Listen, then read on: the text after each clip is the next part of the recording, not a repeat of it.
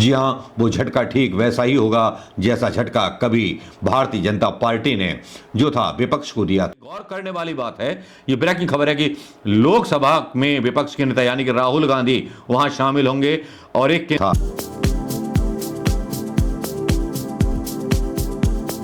दोस्तों नमस्कार, मैं मनोज कुमार शर्मा आजाद हिंद आवाज न्यूज के लिए आपके बीच में एक बार फिर। क्या हो दोस्तों, अगर वो संस्था ही खत्म हो जाए जिस पर मोदी जी को बड़ा यकीन है, क्या हो अगर वो संस्था का पाला हुआ आदमी हट जाए जिसने प्रधानमंत्री मोदी जी को सत्ता का स्वाद कई बार चखवाया है। जी हां, वो चुनाव आयोग जिसके ऊपर कई बार उंगलियां उठती रही हैं। जी हां, वो चुनाव आयोग जिसको केचुआ भी बोला जाता है। समय समय पर हम सब ने देखा, पूरे देश ने देखा कि कई बार जब ईवीएम पर सवाल उठे तो चुनाव आयुक्त राजीव कुमार ने उसके बचाव में बड़ी बड़ी दलीलें दी। हालांकि उत्तर प्रदेश में हुए चुनाव और बाकी के हुए चुनावों में काफी विवादास्पद जो था कार्यकाल गिना जाएगा हमारे चुनाव आयुक्त जो राजीव कुमार थे। जी हां जी, श्री राजीव जी अब जो है राजीव कुमार जी अब जो है 18 फरवरी को पद छोड़ रहे हैं। अब कुछ लोग इस चीज को दिल्ली इलेक्शन से भी जोड़ करके देख रहे हैं। जी हां, राजीव कुमार जाएंगे तो कोई और आएंगे, क्या सिस्टम चेंज हो पाएगा? जी हां, अगर सिस्टम चेंज होता है तो ये भारतीय जनता पार्टी के लिए बहुत बड़ा खतरा होगा। अमित शाह और मोदी के लिए सबसे बड़ा खतरा होगा। खतरा होगा उन सब लोगों के लिए जिन्होंने मतलब चुनाव आयोग पर भरोसा करके अपना जो है नामांकन भरा है दिल्ली के चुनावों में। हो सकता है कि यहां पर बहुत सारी चीजें होंगी, बहुत सारे उलटफेर होंगे, कांग्रेस के पक्ष में बहुत सारे उलटफेर होने भी चाहिए, लेकिन 18 फरवरी को जब राजीव कुमार जाएंगे तो फिर कौन कौन आएंगे? हालांकि ज्ञानेश कुमार जो हैं और सुखविंदर सिंह संधू, इनका नाम चल रहा है पैनल में, और नए कानून जो होने वाला है इंप्लीमेंट, जिससे भारतीय जनता पार्टी को बहुत बड़ा झटका लगने वाला है। झटका ऐसा होगा कि 2 की जगह 5 नामों पर विचार होगा। जी हां, वो झटका ठीक वैसा ही होगा जैसा झटका कभी भारतीय जनता पार्टी ने जो था विपक्ष को दिया था सुप्रीम कोर्ट की गाइडलाइन मानने से मना करके। जी हां, यहां पर चुनाव आयोग की नियुक्ति के बारे में जो कानून बनाए गए थे, सुप्रीम कोर्ट ने जो कहा था उसी के अनुसार चुनाव आयोग या चुनाव आयुक्त की नियुक्ति होनी थी, लेकिन भारतीय जनता पार्टी ने सबको ठेंगा दिखा दिया था। अब सुप्रीम कोर्ट पहली बार बदले नियमों के तहत नए सीईसी की नियुक्ति होगी। सुप्रीम कोर्ट नए कानून पर करेगा विचार। जी हां, अब यह खबर जो है भारतीय जनता पार्टी के लिए ऐसी है कि जो शॉक देने वाली है।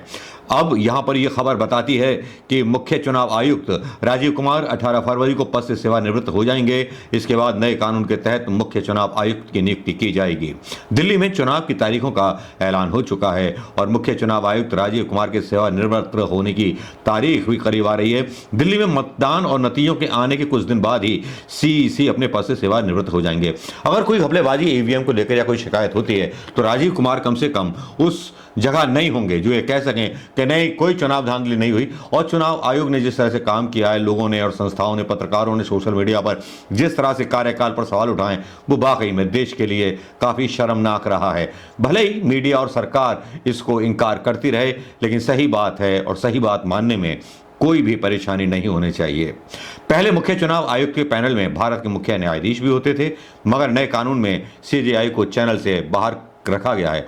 ऐसे में सुप्रीम कोर्ट की नजर अब इसी नए कानून पर होगी। इस कानून की वैधता को चुनौती दी गई है जो कानून बनाया गया था।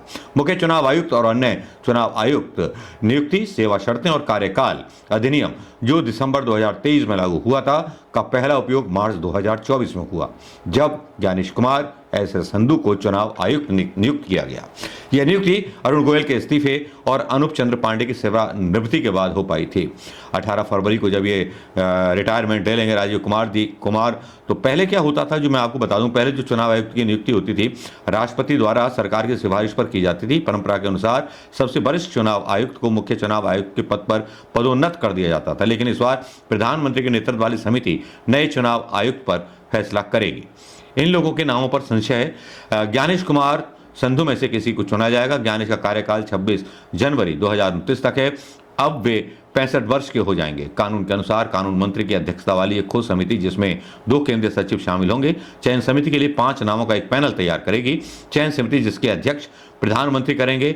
इसमें प्रधानमंत्री द्वारा नामित एक केंद्रीय मंत्री और लोकसभा के विपक्ष के नेता यहां पर शामिल होंगे। गौर करने वाली बात है, ये ब्रेकिंग खबर है कि लोकसभा में विपक्ष के नेता यानी कि राहुल गांधी वहां शामिल होंगे और एक केंद्रीय मंत्री होंगे, प्रधानमंत्री होंगे। राष्ट्रपति को मुख्य चुनाव आयुक्त या चुनाव आयुक्त के रूप में नियुक्ति के लिए एक नाम की सिफारिश करनी होगी। कानून की धारा 6 के अनुसार चयन समिति के पास उन लोगों पर भी विचार करने का अधिकार है जिन्हें कानून मंत्री के नेतृत्व वाली खोज समिति द्वारा शॉर्ट लिस्ट नहीं किया गया है। सीईसी और चुनाव आयुक्तों पर 1991 का कानून उसके वेतन और सेवा शर्तों से संबंधित था, लेकिन नियुक्ति की विधि से संबंधित नहीं था। अब जब राहुल गांधी वहां पर होंगे, प्रधानमंत्री वहां होंगे, एक केंद्रीय मंत्री को वहां रखा जाएगा, तब क्या फिर से कोई कहानी दोहराई जाएगी या फिर से मोदी जी का कोई फेवरेट चुनाव आयुक्त चुना जाएगा? अब ये तो देखने वाली बात होगी दोस्तों। और देखने वाली बात ये भी होगी कि आने वाले चुनाव आयोग का जो कार्यकाल है वो कैसा रहता है, क्या विवादास्पद रहता है या भारतीय जनता पार्टी के खिलाफ सख्त निर्णय ले पाएगा, उन चुनावों पर सख्त निर्णय ले पाएगा जिन चुनावों को जनता संदेह की नजरों से देखती है। क्या उन ईवीएम पर एक्शन ले पाएंगे जिस ईवीएम को जनता शक की नजरों से देखती है? क्या उस ईवीएम के खिलाफ कोई कार्रवाई, ईवीएम के खिलाफ कार्रवाई ले पाएंगे चुनाव आयोग? वाकई में एक तरह से सुप्रीम कोर्ट तक चुनौती जिसको दी गई है, क्या सुप्रीम कोर्ट भी अपनी भूमिका सही तरह से निभा पाएगा? अब अगला सीईसी कौन हो सकता है?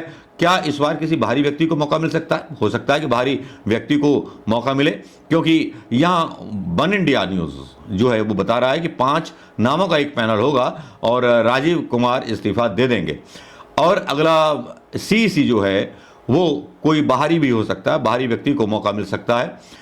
अब यहाँ पर जो है मैंने आपको बताया सुखविंदर सिंह सद्धू, ज्ञानेश और ये नाम तो थे ही।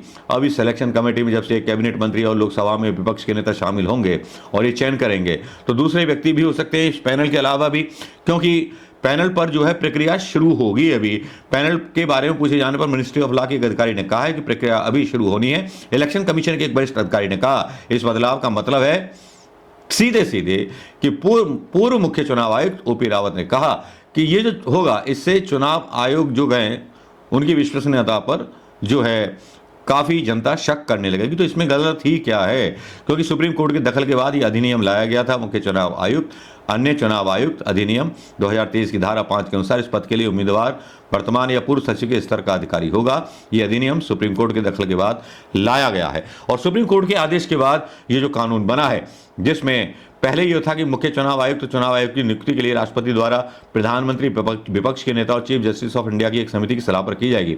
यह व्यवस्था तब तक लागू रहेगी तब तक संसद नियुक्तियों के लिए कानून नहीं बना देती। केंद्र सरकार ने आखिरकार 2023 में कानून बनाया जिसमें मुख्य चुनाव आयुक्तों की नियुक्ति शॉर्टलिस्ट चयन और चयन समिति के जरिए करना लाजमी बना दिया।